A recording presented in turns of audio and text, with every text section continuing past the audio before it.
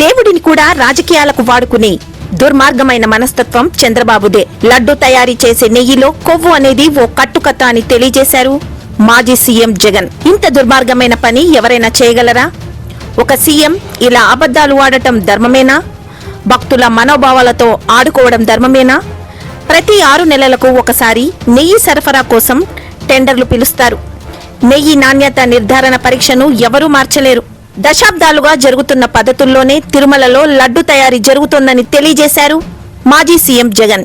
100 రోజుల పాలన మీద చంద్రబాబు నాయుడు గారి 100 రోజుల పాలన మీద దృష్టి పెట్టేసరికి ఇప్పుడు తిరుమలకు వచ్చే నెయ్యి కల్తీ జరిగిందంటూ ఇంకో డైవర్షన్. ఇది నిజంగా అన్నిటికన్నా ఇంకా ఆశ్చర్యం కలిగించే పెద్ద డైవర్షన్. ఎందుకంటే చంద్రబాబు నాయుడు అనే వ్యక్తి ఎంత దుర్మార్గుడు, ఎంత అన్యాయస్తుడు అని అంటే నిజంగా దేవుడిని కూడా రాజకీయాల కోసం వాడుకోగలగాలి అని ఆలోచన చేయగలిగిన వ్యక్తి ప్రపంచ చరిత్రలో ఎవడు ఉండడు. ఇంత అన్యాయస్తుడు ప్రపంచ చరిత్రలో ఎవరు ఉండడు. దేవుడు రాజకీయాల కోసం ఉపయోగించుకోవాలి అని ఆలోచన చేయగలిగిన దుర్మార్గమైన మనస్తత్వం ఒక చంద్రబాబు నాయుడు గారికి మాత్రమే ఉంది. ఇప్పుడు రాజకీయంగా నువ్వు కొట్లాడాలనుకుంటే, పోరాటం చేయాలనుకుంటే చెయ్యి, బంగారంగా చెయ్యి. మేమంతా కూడా ఆహ్వానిస్తున్నాం. ప్రజలకు మంచి చెయ్యి, ప్రజలకు ఫలాన్ని చేస్తానని చెప్పి నువ్వు అధికారంలోకి వచ్చినావు, చేసిన మంచి చేసి ప్రజల్లో మన్ననలు పొందు. కానీ ఇదేం రాజకీయం?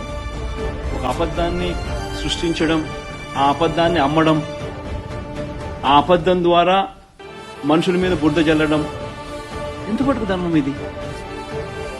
సార్, ఇప్పుడు 6 నెలలకు ఒకసారి రొటీన్ గా జరిగే కార్యక్రమంలో ఎవరు L1 గా వస్తారో వారికి ఇస్తారు. వాళ్ళు ప్రతి ఒక్కరూ కూడా వారు సప్లై చేసిన ప్రతి ట్యాంకర్ తో పాటు, వెరీ ఇంపార్టెంట్ ఈ పాయింట్, వాళ్ళు సప్లై చేసిన ప్రతి ట్యాంకర్ నెయ్యితో పాటు వాళ్ళు NABL సర్టిఫై చేసిన సంస్థ నుంచి ప్రోడక్ట్ క్వాలిటీ సర్టిఫికేట్ తీసుకుని రావాలి. రూల్ వచ్చిన తర్వాత ఇక్కడ TTDలో ఆ ట్యాంకర్ లో నుంచి 3 శాంపుల్స్ తీసుకుని 3 రిపోర్ట్స్ పాస్ కావాలి. ఇది routine process, compulsory process for anybody. ఈ 3 టెస్టులు పాస్ అయిపోయిన తర్వాతనే ఏదైనా కూడా ప్రసాదంలో TTD వాడకంలోకి తీసుకుని వచ్చేదానికి బండిని ముందుకు పంపిస్తారు. ఆ 3 శాంపుల్స్ లో ఏది పాస్ కాకపోయినా కూడా ఆ బండి ముందుకే పోదు, ఆపేస్తారు, రిజెక్ట్ చేసేసి వెనక్కి పంపించేస్తారు. దట్ ఈస్ ప్రక్రియ, దిస్ ఇస్ కంపల్సరీ. మరి నేను అడుగుతా ఉన్నది ఒకటి, చంద్రబాబు నాయుడు ఏదైనా కానీ రిజెక్ట్ అయిపోతే అసలు వాడే అవకాశమే లేదు, వాడే పరిస్థితి లేదు. అలాంటప్పుడు